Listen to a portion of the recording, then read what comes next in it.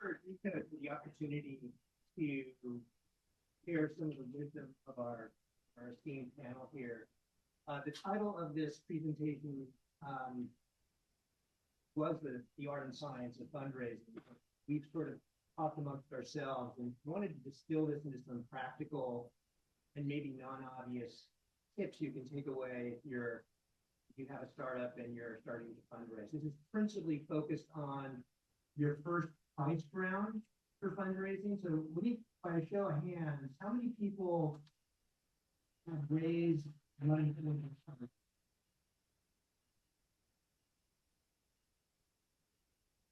Okay, so we distilled the top 5 tips that our panel has come up with, and we have at the end of this a set of additional content. Not really so without any further ado. Oh.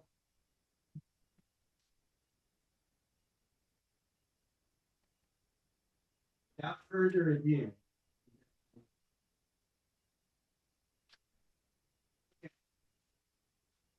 Tip number 5, and I would encourage if any of you have any questions to please raise your hand and we'll make this. Invest in much the first time collecting genuine feedback before you start fundraising, if you would actually fundraise. You should be developing relationships when you're not actually in fundraising mode, because those will prove very, very helpful. Does anyone have any thoughts to add to this to augment? First of all, for all of the folks sitting not in a chair, please come on in. We promise we don't fight. You can actually have a seat. On this, I think this is one of the most underappreciated pieces where people think that I only start fundraising when I actually start fundraising, but in reality, you're actually building a lot of these relationships, showing how you behave over time and how responsive you are to feedback well before you're actually fundraising. Yeah, the other thing I'd add to it is, and you're all well situated here in the Berkeley community or Stanford community, is talk to your colleagues. Who do they have a good relationship with that's also an investor, potentially for your kind of startup and also for the stage that you're at. One of the things that's not in the top 5 tips is we're still, even in 2024, in a period where warm intros are, in my own experience, and defer to DROdio and Shuo as well, are much better than a cold intro or cold email. Doesn't mean you can't do it. And again, because your students are related to Berkeley or Stanford, you're better advantaged than some random mid-career person somewhere not in the Bay Area making a cold approach to an investor. But a warm intro is just going to be a lot better received than a cold intro. And so that's a reason to spend time before you're formally fundraising. Just start a simple spreadsheet of like, who do you know that knows someone that might be a relevant investor for when you do decide to fundraise. So there's so much to share. It's so exciting to imagine being in the audience and having this thing that you can't get out of your head that you want to bring into the world. And I get a lot of energy from all of you in supporting founders. And I think maybe the thing that you'll hear me saying over and over and over again is actually really easy to fundraise. If you can show instead of saying, I raised $1 million for my first startup in 2010, and it took me 150 meetings to raise that $1 million. It was really, really hard.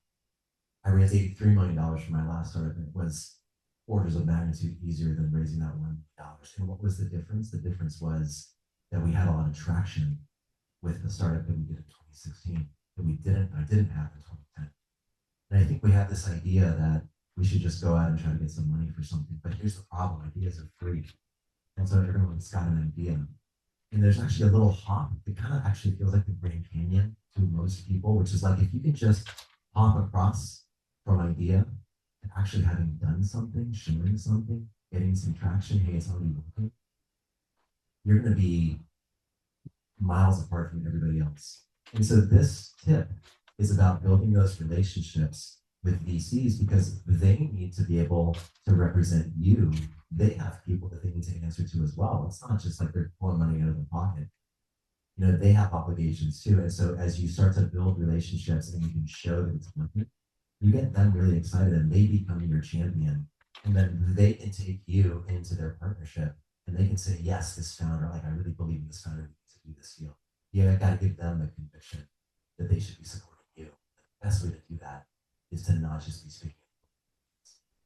It's a great point. The reality today, and I think probably most of you are aware, we're in a period in the venture funding industry goes through ebbs and flows, but we're in a period where capital is much more difficult to raise than it was 3 years ago. And the reality is that investors, the top VC funds and angel funds, are inundated with thousands of business plans and proposals. And if your champion, as DROdio was saying, if you can develop a relationship with a champion at a firm, because they have to sell the idea to their partnership, you have a leg up. It's incredibly important, especially if you've done that in advance, as Chen was mentioning, not just when you need the money, but this is a person you've been talking with for 6 months, 12 months, just to keep them in the loop would be hugely valuable. One last small thing. I think something that's really unique about the panel that maybe not everyone has context on is that Sam, Chris, DROdio, and I were all former/current founders, and we've all advised firms. So we've had to go through the fundraising process ourselves, and we've also advised others on fundraising. So if you have questions, this is definitely a prime time to be following up with anything else you want to know, because there's not a lot of people that have been on both sides of the table. And I think this just happens to be a panel where we all have a lot of empathy because we've been in your shoes before, and we continue to work with founders with the advice. So just wanted to add that piece of comments. Pro tip number 4. Think about how much to raise for your next round and raise enough to fund some of the milestone. Then set up the next fundraising to be profitable, or if you aren't dependent on the next financing. So this is incredibly important. And I come across a lot of clients, I represent startups and founders, where there isn't much thought given to what that milestone is to raise your first price round. Seed funding, usually in the form of a SAFE, comes relatively easy. The philosophy behind seed funding with a lot of investors is the bar is much lower. It's more of a portfolio theory. They place different bets on companies. But when you raise your first price round into the valuation for your company, the milestone that you need to hit, you want to be driving towards that when you raise your first money in. So that's incredibly important. Yeah, I'll just, one of the funny things about raising funding, unless your company becomes profitable, is the moment that fundraise closes. If you're the founder and the CEO, you should already be thinking about the next fundraise, and not so much about that funding, but what metrics do I need to drive my company towards so that I can achieve that next fundraise. And so it's really important to have that in mind, because then you can back into how much funding do I need, how much of a team do I need, and what kind of metrics do I want to be able to show to investors for having that correct progress. As DROdio was talking about the execution and not just talking about your vision. It's important as a founder to have a really compelling vision, but you also have to demonstrate execution along the way, and usually measure that through some kind of metrics. It could be users of your app, or monthly recurring revenue, or annual recurring revenue for a software as a service company, or it could be visitors to your app if you're doing an AI wrapper on some LLM or something. But you have to keep in mind what are the metrics that you're going to need to achieve for the next fundraise, unless again you're profitable, in which case you can take more time. It's good to keep that in mind.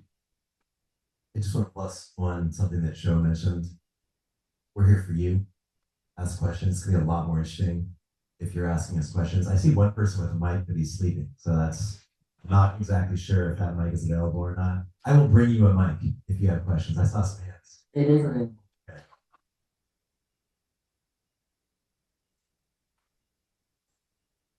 It just kind of goes back to tip 5, because you were saying like start building relationships.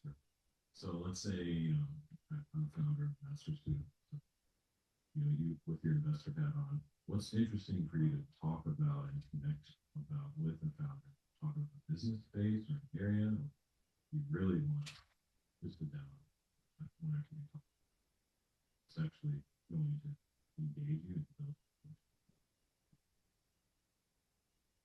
So why don't I answer the question from a founder's perspective, and then Shuo maybe do it from a VC's perspective. So as a founder, I don't think there's a right way to raise money.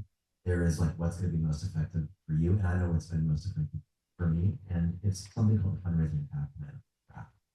And the FRAP, the idea behind that is when you fundraise, you want to be all in on fundraising. You want to be able to get it done in 2 weeks, maybe a month. There's a very specific strategy to like position things so that when you're in fundraising mode, you're not doing it for 3 months. You're in and you're out. You're either executing on the business or you're fundraising, you're not distracted. The pre-work is what that slide is about. Like, how do you build those relationships? And what I would say is you are trying to understand what great looks like to that VC. What makes it so that when you do get into fundraising mode, it's going to be a very easy yes for that partnership to say, we want to fund you. And here's what's going to happen. The VC is going to give you a lot of like general answers, like, oh, you got to have like high growth, got a lot of product market fit. Your job is to get specifics. Like, what are the specific metrics that you look for where it's an easy yes? What is the net revenue retention? What does that growth rate need to look like? What else is important to you? And then you can start to get goalposts. You have enough of those early conversations. You can start to understand when your business will be at a point where you can actually do that round. So that's my perspective.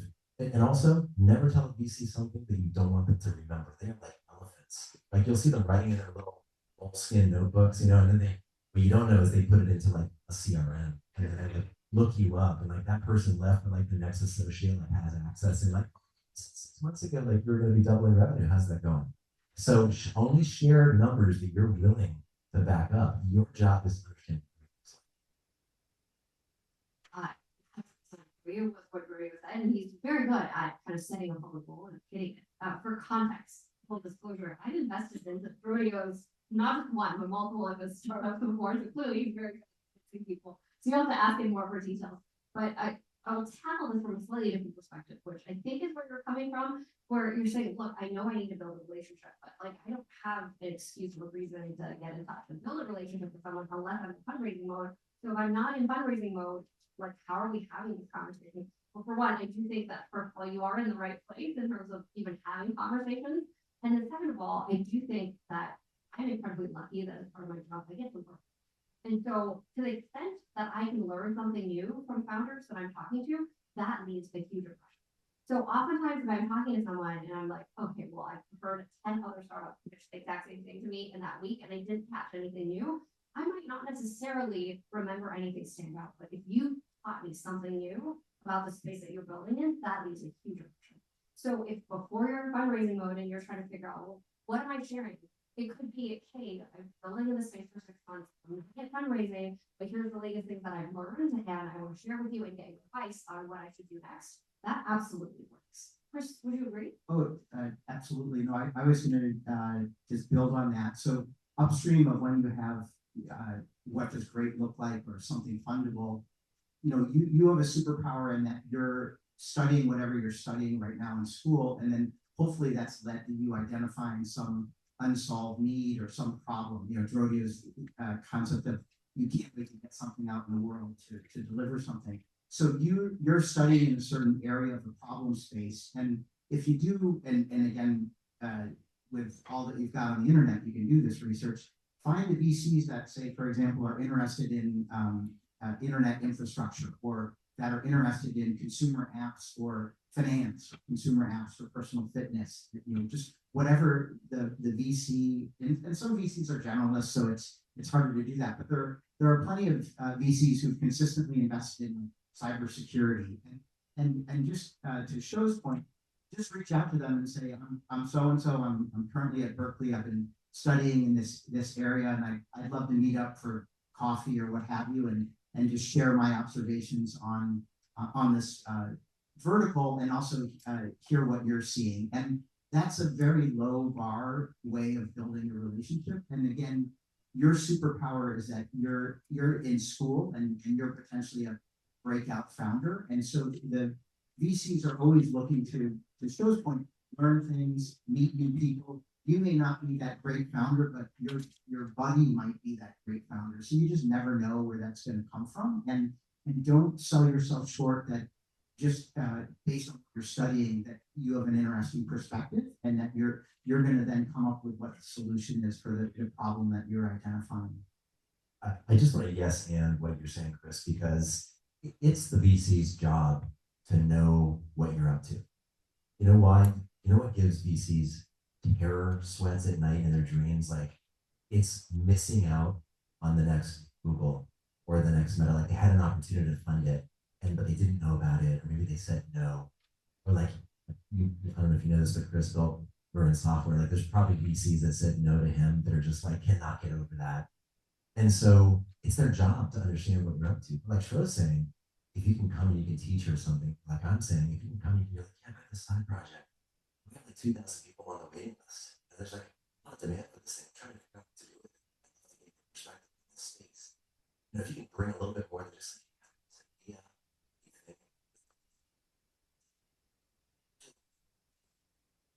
help you.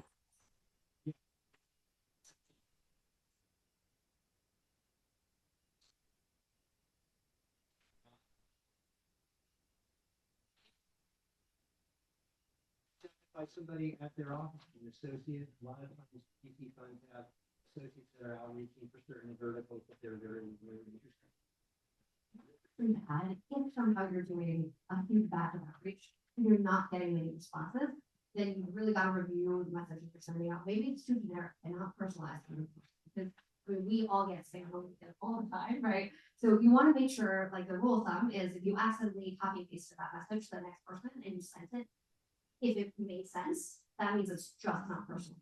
If you copy and paste it and accidentally send it to someone else and it absolutely would not make sense, that's when you know that you've really personalized.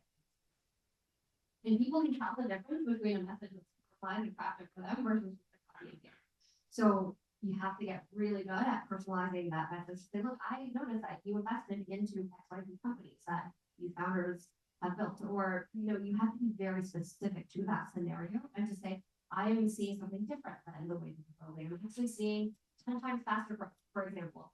There's got to be some piece of insight that you're coming in with instead of a generic.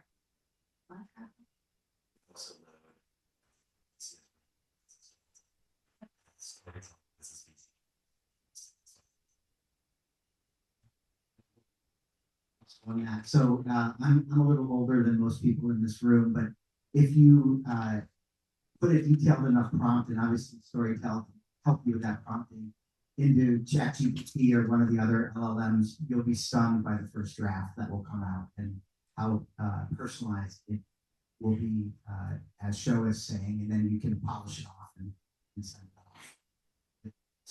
It's also a fun way to learn what's going on with the AI. Work faster. On that, and if for any reason you're getting responses or you feel like you really personalize it, but you're still not getting responses, that's where you have to follow up. I think the art of following up is super important. A lot of people send one email and never try to follow up. Whereas I think for most of us, if we get 2 to 3 like really personalized follow-ups, not just the generic bumping this up in your inbox, but like here's what I've been working on for the last week, and these are the things that I've learned. That 2-3 follow-ups later almost always guarantees a response. Yeah, we're talking about sort of a different sort of stage in the fundraising process as opposed to sort of strictly transactional. I'm saying I'm raising $5 million on a $20 million, and here's what our company is doing. This is more like you're developing a relationship. I'd love to get your ideas on what I'm doing. I've heard some great things about you. And it isn't like you're going out to 30 VCs. I mean, in my view, this prospecting stage, you develop close relationships with 3 to 5 VCs, you have lunch, you check in with them occasionally, and then you've got your core, your sort of informal advisor group to help you position for funding. There's another question in the audience as well, and I just wonder if as an audience, you want to pass the mics to each other. So maybe like you've got the mic, are you willing to pass it to whoever? But you did great, awesome. I have a question for as a founder, so for fundraising. What kind of investor are you looking for, or are you looking for the investor that you guys kind of similar concept or ideas before? I think the concern is that they might send your idea to the founders that they let them. So, what's your opinion? I can speak to that. It's not an uncommon concern of young founders. It's exceptionally rare in the venture capital world because in venture capital, relationships matter and reputation matters. And so most of the VCs would not do something like that. I can't say it's never happened because I know it has, but I would not let that fear get in the way of connecting with a VC who you think in your domain is going to potentially add a lot of value. Another way to look at it, maybe as a former founder, I always think that my most valuable resource is time. And so if I know that something is going to fail, I would rather fail in a month than fail in 10 years and didn't even know that I can't execute another team. So if I really had a brilliant idea, I shared with someone, they sent it to the competing team, and they could build it faster, better than I do, I was bound to fail anyway, because I could be building this for 10 years and still lose to that same team. Because as long as you're a product or service that sells to the public, your idea will be released one day, because you have to get in front of customers, right? So even if investors don't share, your customers, like people will talk about you, your employees who quit your company or get fired by you, like someone will release something about your company. So sooner or later, the public, you should just assume that it's public information. So I do talk to a lot of founders who have like patents and IP, and it's great, but you can almost never outsue a much larger company with more access to capital. So it's all about execution, I would say. The way that I would think about it is if someone did copy my idea and did it better than I did, that is a blessing in disguise, because then I learned that I failed faster instead of failing longer and longer. Pay me off more money. This is such an important point. Like if your idea is that good, just sell your idea to somebody. Just be like, hey, will you take $50 for this idea because it's so good, or 500 or 5,000 or 50,000, just like $1. Just save yourself the decade of actually building the business and just sell the idea. See if anybody wants to buy it. I think you might have a hard time selling the idea. Right? So it's not about the idea, it's about the execution against that idea. So just like, do not hold an idea sacred. It's all about your ability to execute against that. What is unique about you and your ability to pull it off? Now, I don't know if that's exactly what you're asking, because I think that was a part of the question, but also like, how do I find about the investor? Is that accurate? You guys know it. Yeah, I really like your insights on execution and to maybe fail faster than later.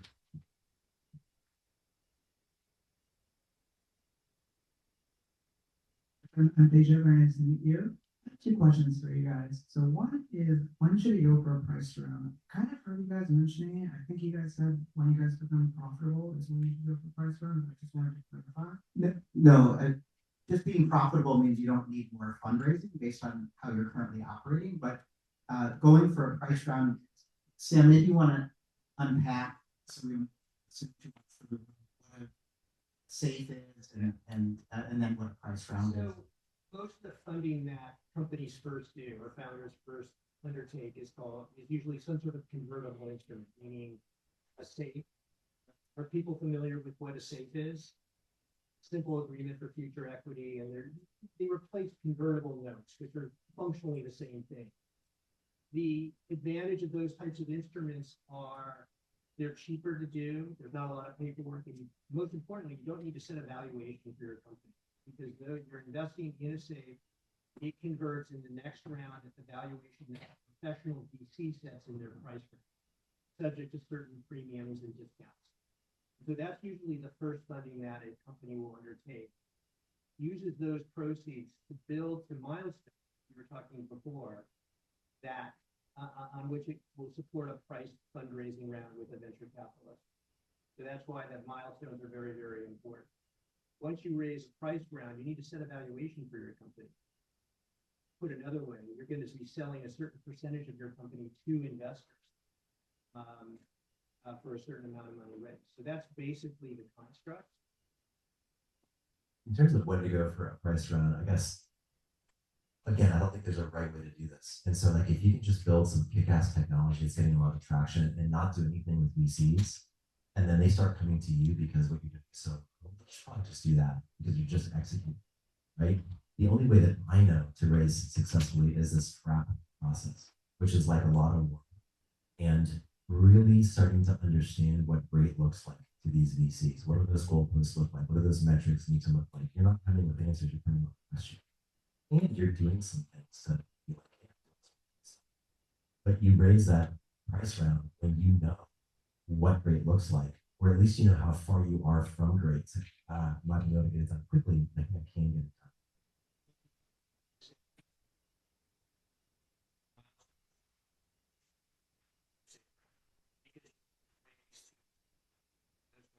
Now, a lot of companies sort of raise and they figure it out as they go.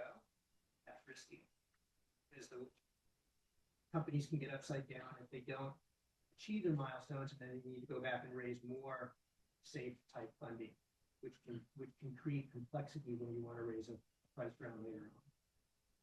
Yeah, one of the things you all can take advantage of that we didn't necessarily have 5 or 10 years ago is there's a lot more content and data out on the internet. So, for example, Carta, as an example, which I don't have any relationship with, publishes, because they do cap table management for thousands of startups. And so they periodically publish benchmarks for seed funded, Series A funded, Series B funded, and not just those stages, but then for B2B companies, for consumer companies, for fintech companies, and so forth. And it's worth back to the what DROdio was talking about, where you're doing all your work prior to starting your fundraise. You can actually identify through this content what great looks like, or at least what does a median seed funded B2B SaaS company look like in terms of annual recurring revenue and cost of customer acquisition or lifetime value of their customer, and whatever the key metrics are for a B2B software as a service company, so that you're not going in blind, meeting with investors. Safe.new is a phenomenal resource. So AngelList has a really great stack for all of this. Safe.new is AngelList completely free way for you to create safe paperwork. It is the standard YC safe. You can decide if you've got a cap or a discount and all of those things, but it also has the benchmarks for different stages. Second question. The second question is, when it comes to investing, especially to invest.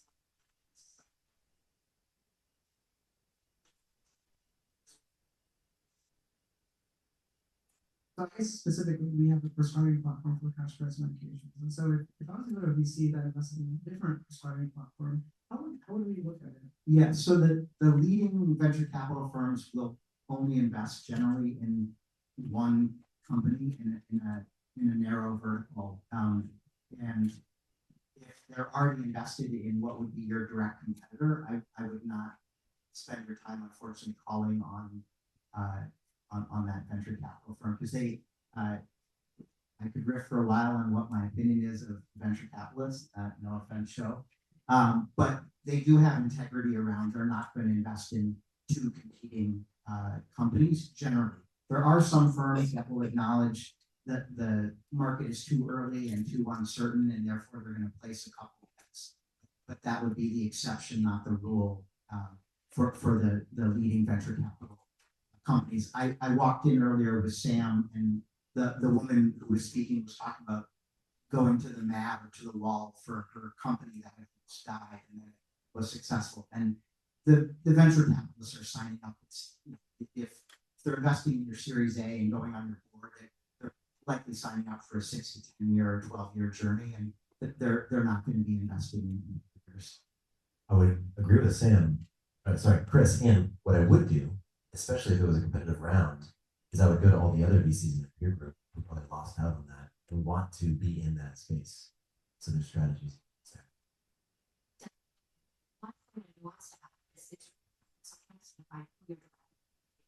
So if you're talking about a super direct competitor, similar stage, yes, absolutely true. But let's say you're trying to take up a much bigger incumbent. They are your direct competitor. You're really going about it in very different ways. You're building up infrastructure differently. That's where you can go to the similar firms that have invested into those companies and at least have a conversation to understand what they do and don't like about you. And that's to DROdio's strategy of like asking questions or what are they looking for in a particular space. So it's sometimes really hard to figure out exactly who your very direct competitor is because it could be someone who's decades ahead of you, and it could be irrelevant because they're building very. And then another thing to add is, and we don't have it in our fundraising tips, but as a founder, you should be aware of it. Most companies will go through a pivot, either a different product than what they set out to do, or a different go-to-market, or some combination of both. It would be unusual that, like, take Facebook. They didn't go through a pivot. They're door-to-door doing social networking. But some venture capital firms, as a nice way of saying no to you, will point, as Shuo was highlighting, to an adjacent company, and they're going to give them an extra wide berth, saying, well, they may pivot to selling the businesses, even though they're doing what you're doing, selling consumers. And it's just a diplomatic way of saying no to you. And you'll probably, as a founder, be pounding your laptop saying they don't understand the greatness of what I'm doing and different it is. But just understand that some venture capitalists, if they're really committed to a team and they funded the team, even though the team is working on water in a little container, they may give them a berth for water and pitchers and water flowing in the pipes, and don't take it personally. One quick aside about Facebook. There is a phenomenal podcast called Acquired, which is a deep dive on companies. They just dropped Meta from the very beginning. It's a 6-hour episode. If you want to geek out on how Facebook started, it's the best resource I've found, because Zuck was actually doing like 10 startups and he didn't think Facebook was the one that was going to get funded. It's just like fascinating. But he also didn't think that was it, that he was doing interaction. The other thing I just point out is you can do a little filtering before you approach VCs. All of them sort of disclose who they're invested in, and so you can go to their website and figure out, oh, our competitor is listed here. Maybe I shouldn't reach out to this VC and save yourself some time. I did see that we were at time, Oh, so wow. Sam, I do want to take maybe one last question, but maybe Sam, did you want to wrap up before we do a last question, or what would you? I think we'll just go to the last tip. Yeah, let's. Okay. So I'll let the group speak to this, but a clean fundraising set of standard terms at a lower valuation is usually better than non-standard terms or a lot of structure at a higher valuation. It's a corollary to this is usually having a good investor who can add value is more valuable than going with the investor that gives you the highest valuation. So we should talk about that. I'll jump in. So the way you can tell you're a first-time founder is you're obsessed about valuation and dilution. And I don't mean to be dismissive of valuation and dilution, but you want to strike a fair fundraising, and meaning clean terms, and Sam can explain what predatory terms would look like with a decent reputation investor, and that's more important than top ticking your valuation, which if your valuation is high, at least for that moment in time, your dilution will be low, but terms can come back to bite you if they say you take $1 of investment, but it has a guaranteed 3 or 4 times liquidation preference, which would be non-standard for Silicon Valley pricing. And these terms can really come back to be problematic for you. And also any terms that you pick up in your first price round, unless your company is executing, I'd say, top decile, it's really, really hard to get rid of any terms that are investor favorable in a subsequent financing, because the investors will all want those protections as well. The only thing I It's like, again, the fundraising is easy when you're doing something interesting. It's like as founders, we've been to the future. Now we're coming back to the present to bring others into that future. You know, why you? Why now? What is that big vision? How do you build credibility to get towards that vision? You nail things like that. The fundraising is easy. Your ability to negotiate is as good as your second term sheet. The first term sheet sets the floor. Your leverage comes from having a competitive process with more than one term sheet. So the best way to optimize, whether it's price or terms, is to have more than one term sheet. Totally. I think we're out of time. You want to, one last question? I did have a question, by the way. Thank you for the required tip. I absolutely hated it. It's really long, but I love every minute. So thank you for sharing that. I do have a question. Is pre-seed kind of not anything of value anymore? I mean, should you be even looking for pre-seed funding at all, or should you just go the angel route? Because I feel like in this time when AI is at the forefront and everyone is building an AI product or tool, what I've been hearing is pre-seed doesn't exist anymore. Just go with angel and directly give you seed. Yeah, just the terms have gotten all mixed up. I don't even know what they mean anymore. I mean, it like back in my day, I would had one fewer zeros on it. You know, it's just like every round. So I think what really matters is that you find somebody that has conviction about what you're doing, whether that's an angel investor or a small institutional fund or a price round, or like find that person that's like, I want to be with you for the next 10 years and get this figured out together. Those are the people that you want to find. And whatever they call themselves, I'm really thinking Follow on to that. It's been incredibly hard to find those people online. So people will say, when you go to like Signal or any other website, it's going to say, oh, I found pre-seed, like, it's really hard to actually distinguish who is actually that person. Can you please provide some tactical guidance? Okay, I'll give you tactical guidance. Happenstance, I think it's happenstance.ai. It's a YC startup. It's what like all the YC founders are using these days. Intros. It basically leverages like LinkedIn. You upload your like LinkedIn CSV, you export it, and then you just do like a natural language query, and it'll find the people that are best in your network. I'm happy to connect with you. I'll connect with anybody here. Just look up DROdio. You can then use my network with happenstance, and I am happy to facilitate intros. You will be able to find those people. I promise you. You just have to be doing something interesting. In fact, we did that very exercise before fundraising where we connected.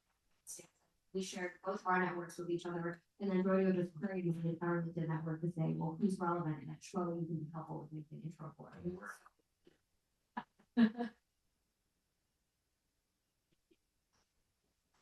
If I could say one last thing, I think this is where having the right advisors, mentors, investors, and even finding the right legal partner is so important, because there's so many unspoken rules in terms of you don't know what you don't know. So unless someone actually told you what to expect, otherwise, it's really hard. So I feel like Sam has prepared some really detailed slides. We'll definitely share these after the conference with you all, so you have access to this and can read the detail. I know we need to get the conference.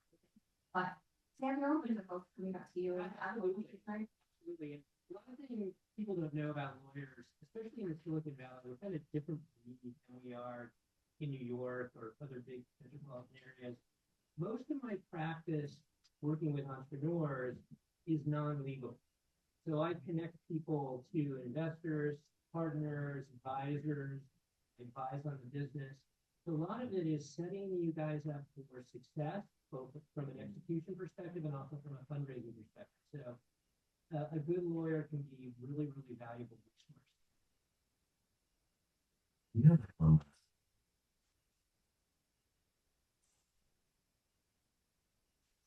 A stunning founder tip other than I wanted to share, in case you aren't all aware, there is a real ethos in Silicon Valley of pay it forward. I've had hundreds of people help me, and I know just because of the way DROdio talks, people have helped DROdio. So if there is a founder who is further along in his or her journey, or some industry person that you respect, again, don't be shy in reaching out to that person. It's kind of where we started the panel of start investing in those relationships and look for warm intros, but even a cold email. I think you'll all be surprised by the willingness of others who are further along in their journey to pay it forward and try to be helpful to us as well. That, I don't know if that's a tip, but it's just an observation that we should all look to take advantage of. Then I would just say, like, being a founder is by definition a lonely journey. People think that you're crazy if they didn't, they would be doing it themselves. So, you know, it sounds like a terrible, you probably realize it sounds like a terrible idea for me to sleep in your bed, use your toothpaste and your shampoo. I wouldn't use your shampoo, but, and then leave $100 on the bed. That sounds like a terrible idea. And it's Airbnb. Or it sounds like a terrible idea to like get in a stranger's car and trust they're going to take me where I want to go. And that's Uber. Like these ideas sound like terrible ideas. It is a lonely journey. That is why we are so interested in helping you. Like we are here for you because we believe that you might be able to bring something incredible into the world. And it's like, don't get discouraged. It is, people think you're crazy and that's okay. Maybe the last thing I would add is that I think one of the most undervalued resources is the value of in-person. I think post the pandemic, a lot of folks will say, oh, I'll just download it online or I'll watch the replay afterwards, but it is absolutely not the same thing as actually like all of you showing up in person on a Saturday evening when you could otherwise be out to other festivities and to actually ask these questions and you cannot find answers to online because most of the valuable knowledge about startups, fundraising, how to be a great founder, they don't exist in the online world because a lot of it is learning from founders who came before you, who've just done that before. So I think to the extent going to as many in-person events as possible and asking questions all of you have done, it's probably one of the most valuable things that you can do.